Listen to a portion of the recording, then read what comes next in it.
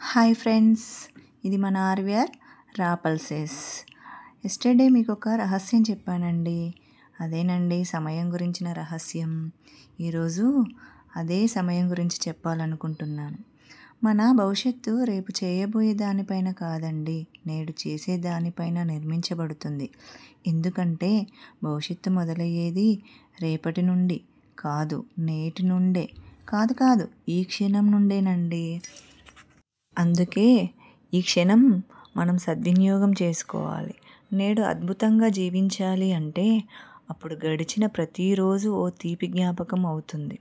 రాబోయే ప్రతి రేపు ఓ ఆశాజ్యోతి అవుతుంది. మనకు అత్యంత అవసరమైంది మనం అతిగా వృధా చేసేది మన కాలాన్నే. మన దుఃఖాల్లో సగానికి కారణం మనం దుర్వినియోగం చేసిన సమయమేనండి. ఇదేనండి మీకు చెప్పాలనుకున్న రహస్యం. నచ్చితే లైక్ చేసి సబ్స్క్రైబ్ చేయండి.